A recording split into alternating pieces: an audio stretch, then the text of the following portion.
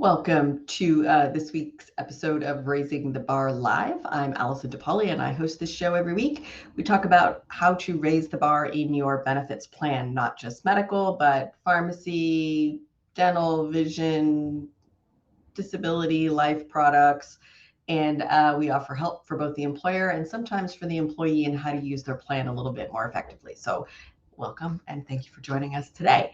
We've got a quick episode today. We are going to talk about how to control costs for brand and specialty medications.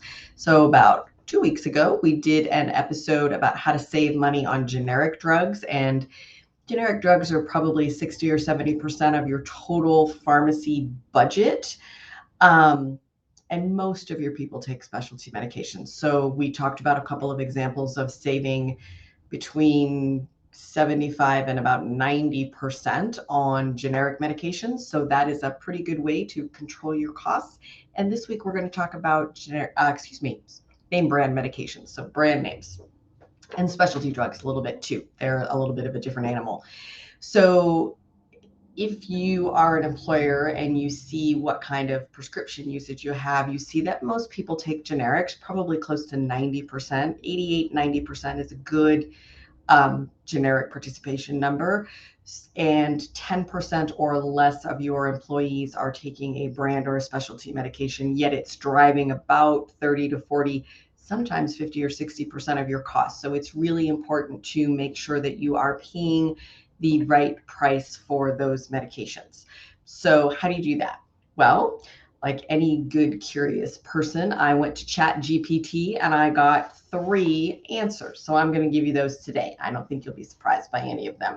Use generic drugs. So often you can do that. Generic drug has the same active ingredients, but may have different fillers, the stuff that keeps the drug together, or format or something like that. And they don't have all the research expense. So they cost a little bit or a lot less money. 2 is shop around for the best price. I will tell you that you should always shop around for the best price. Maybe not every month. That's probably a little bit excessive, but once a year, twice a year, it is a great idea to do a quick search and see where you can get the lowest combination price for the basket of medications that you take. I did a search last week for somebody, and one of the national pharmacy chains, drugstores, was quite high. And once again, Walmart, Costco, and our grocery chain, HEB, were the lowest. So wherever you are, check that out. May not be worth doing it every month, but once or twice a year, it's probably a good idea to check and see where you can get the lowest cost for the basket of drugs that you take.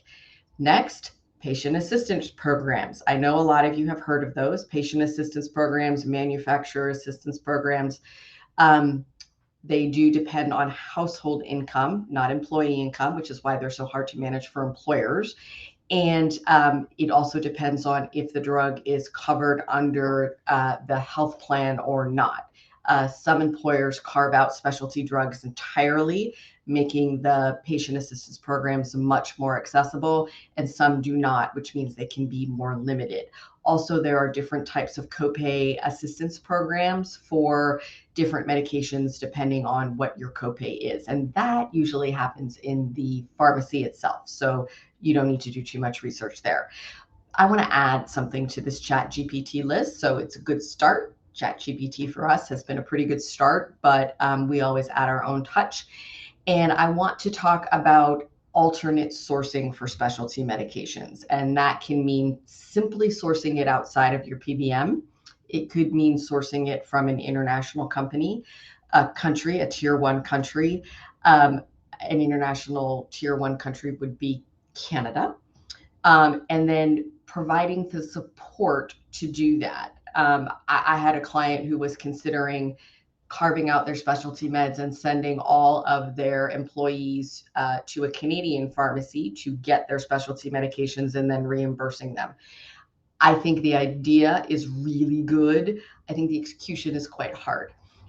There are pharmacy benefit managers that have fiduciary obligation to you that can help you with this. They do charge a fee. They have to do quite a lot of work for that fee. So I don't have any headache with really any of those fees that I have seen.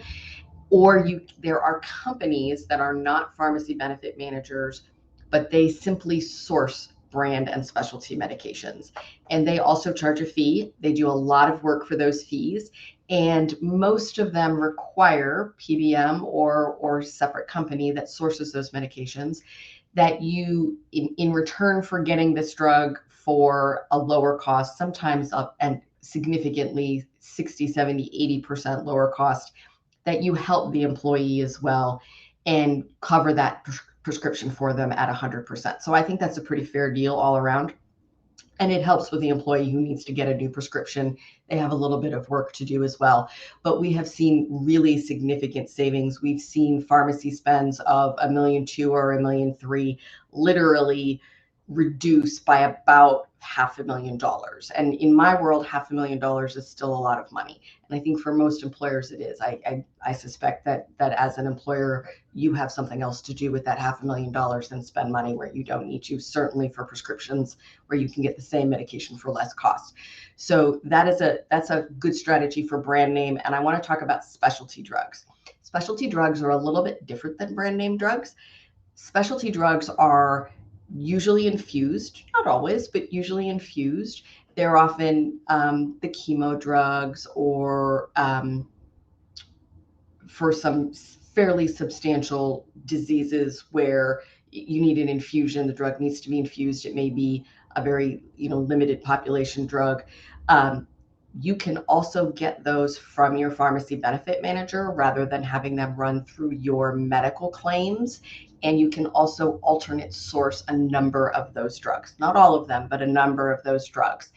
And the reason that your insurance plan and your provider probably don't want you to do that is that there's a huge markup there. And that is one of the things that employers don't see. So you see what you pay, but you don't see the actual cost of the drug. And let me give you another example. I have a client that had a person that had cancer and they were getting a chemo drug infused. The health plan was paying a bit over $4,400 a dose for that drug. We sourced it for $1,200 a dose.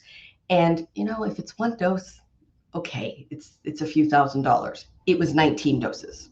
Okay, so it was a significant savings. It was at about $58,000, $60,000 by the time you do the math.